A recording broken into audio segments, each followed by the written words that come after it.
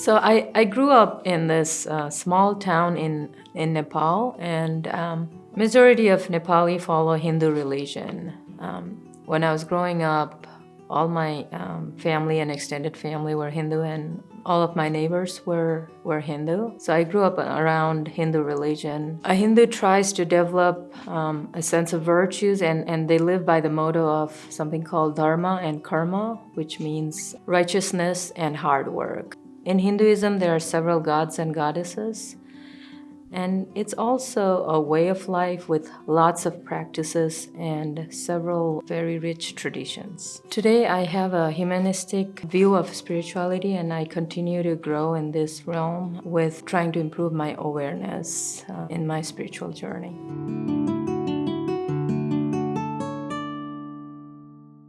In Hinduism, every individual is believed to have a mortal body and an immortal soul. A Hindu believes in reincarnation. When someone dies, the body dies and the soul lives on. Individuals have a goal to attain final liberation, which is called moksha, which is the liberation of the soul from the cycle of birth and death. It takes selfless good deeds and extreme spiritual awareness to be able to attain the final liberation. The period around death and after death is considered very important and very sacred for the individuals and the families. There are several rituals around death and after death, which is facilitated by a Hindu priest. Most Hindus would prefer to die at home, and the rituals around death is supposed to help with the soul to transition into the next life. The rituals after death is intense period of mourning and deprivation, and the type of rituals depends on your relation with the deceased. Usually these rituals goes on for about 13 days.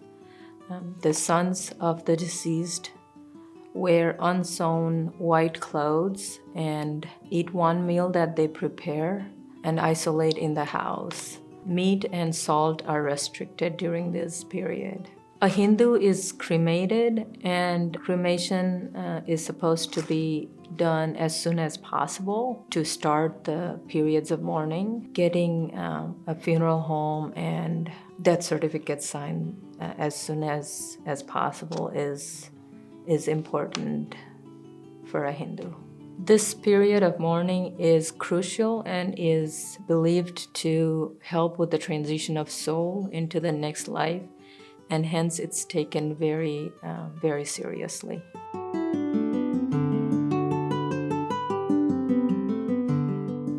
I believe that every individual and their support system, whether it's their family, their friends, or their community, are unique.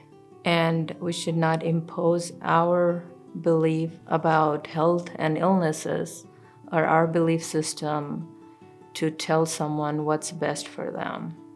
Every individual have to find their own way to inner peace and fulfillment, and within reasons, these should be honored. That's what my belief system is.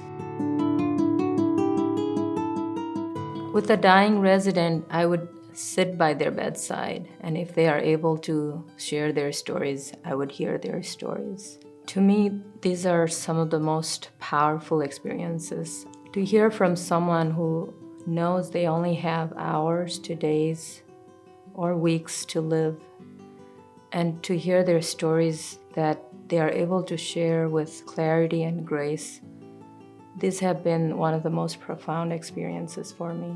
I would thank them for giving me the gift of these moments. For those who are not able to communicate, I would thank them for their life they have lived.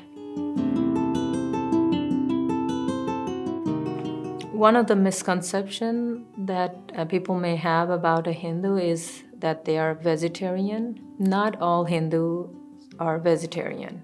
cows are sacred to a Hindu, and a Hindu will not eat cow. However, there are Hindus who will eat other meats. So that's one misconception I can think of.